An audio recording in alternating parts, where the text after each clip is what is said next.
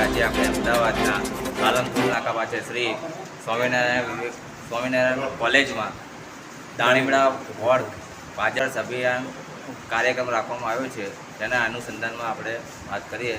નમસ્કાર. શું નામ આપનું? રાજુભાઈ, કર્ણાવતી મહાનગર પ્રમુખની જવાબદારી. વર્ષોની અમારી પરંપરા ભારતીય જનતા જનસંઘ વખત ત્યારથી અમે રાજકીય રીતે આવ્યા છીએ. ત્યારથી નવું વર્ષ જ્યારે આવે ત્યારે અમે નવા વર્ષના વિચારોનું આદાન પ્રદાન, જૂના વર્ષના જે કામો થયા, નવા વર્ષમાં શું કરવાના, એના માટે નવા વર્ષની શુભેચ્છાઓ સાથે સૌ કાર્યકર્તા સાથે મળી વિચારોનું આદાન પ્રદાન કરી, વાતો કરી. વર્ષોથી આ એક અમારી પરંપરા છે.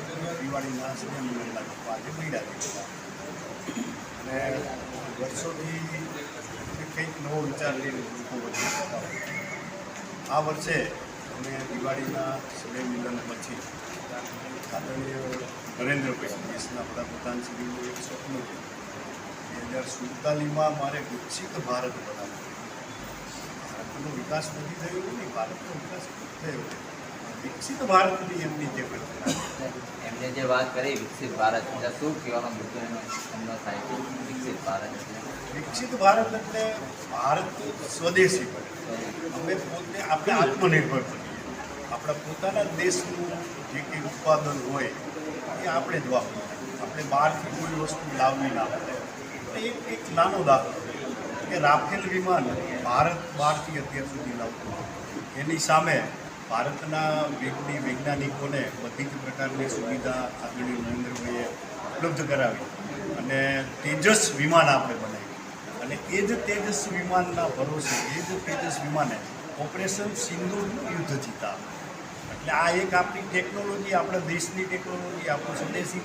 અને સ્વદેશીની એક કલ્પના એવી પણ છે ભારતીય જનતા પાર્ટીની અને આદરણીય નરેન્દ્રભાઈ કે વિદેશની કોઈ પણ કંપની હોય તો ભારતમાં આવે, અહીંયા એ ઉદ્યોગ સ્થાપે, અહીંયા એ ઉત્પાદન કરે, અહીંના કારીગરોને રોજીરોટી આપે અને એના આધારે ભારતના લોકોને રોજીરોટી મળે એવી કંપનીઓનું અમે સ્વાગત કરીએ છીએ. પણ વિદેશમાં વસ્તુ બને અને અહીંયા જો વેચવાની વાત હોય તો એના માટે નરેન્દ્રભાઈ એને ઊભો અને રાહ જુઓની નીતિ હંમેશા અપનાવે છે ને અપનાવશે. ભારતીય જનતા પાર્ટીની પરંપરા પ્રમાણે હમણાં જ વાત કરીએ પ્રમાણે કે દર વર્ષે નવ વર્ષ એટલે કે દિવાળીનું પર્વ હોય એ સમય દરમિયાન જેમ આપણે પરિવારમાં ભેગા મળીએ છીએ, ભારતીય જનતા પાર્ટી પણ એક પરિવારના ભાવનાવાળી પાર્ટી છે અને માટે જ દરેક જગ્યાએ ભારતીય જનતા પાર્ટીનું જ્યાં જ્યાં પણ જે પ્રમાણે સંગઠન છે એ પ્રમાણે નવા વર્ષ નિમિત્તે બધા જ ભેગા મળીને પોતાના વિચારોનું આદાન પ્રદાન કરીએ.